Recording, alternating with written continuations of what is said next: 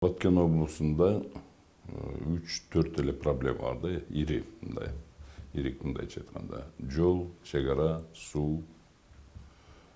Анан булар баардыгы бири менен бири байланыштуу. Аны чечкенде бирөөсүнү чечсең, мисалы экинчи, үчүнчүсү чечилет. Мисалы жолду чечсеңиз, чегара менен суу чечилет.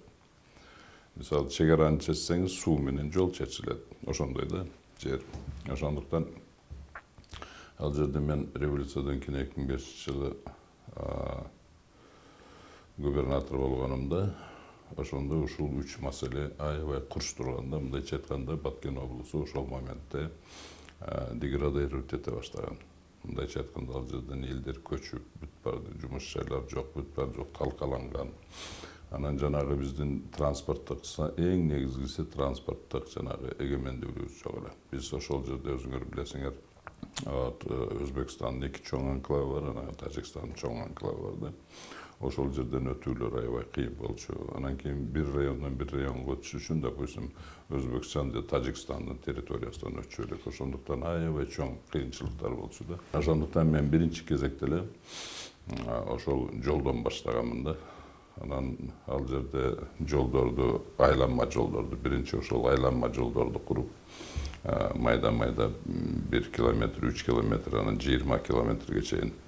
Анан кийин жанагы мен аябай көп жолу кайрылганмын да, жанагы Өзбекстандын Сох анклавына айланып өтүш үчүн түндүк жагынан айланма жол, Баткен, Бүргөндү, Пульгон деген жолду ошону салыш керек деп аябай көп кайрылдым да.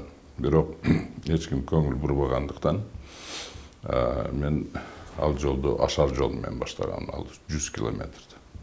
Бирок ал жерде 100 километр ашарды эч ким ишенген эмес да. Бирок ошого карабай биз ашар менен баштап, ошол кезде ашар менен 100 километрди бир 15-20 жыл курат деген эмелер деле болгон да. Бирок биз аны жарым жылда бүтүрүп куруп койдук да. Ошону менен эгемендүүлүккө жетиштик. Өз күчүңүздөр менен. Өз күчүбүз. Эми азыр ушул ишке байланыштуу жогоруда айткандай эле кеңештериңизди угуп, мен бир нерсени айткым келет да. Ошондо мен негизинен Баткен облусунда сиз айтып атпайсызбы, эч кандай өзгөрүүлөр болгон жок. Жок, ал жерде көп өзгөрүүлөр болду. Ошол маалда да эми жолду биринчиден эгемендүүлүккө жетиштик.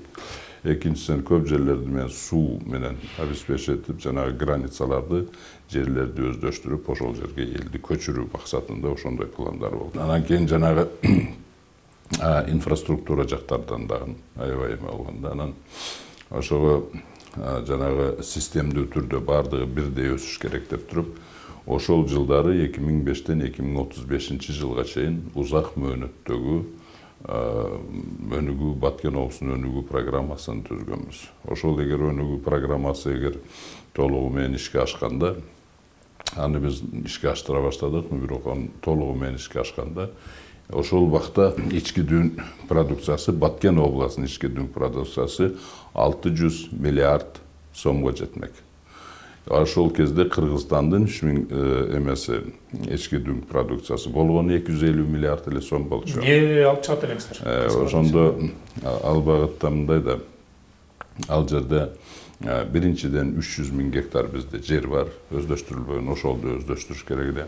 Андан тышкары өзүңөр жакшы билесиң, Баткен облусу жанагындай алыскы облус болгону менен промышленный аябай развитый. Ал жерде Баткен облусунун эместе Казамжай сүлмөндөй комбинат бар, Айдаркенский ртутный комбинат, мощный жанагы Сүлүктөдөгү угольный разрез болчу. Ошолор өз багында союзного значения болуп турган эмелер. Анан тышкары дагы Кызыл Кыя шаарында аябай эме болчу. Анан ал жерде самый главный бизде 6 дарыя бар, суу.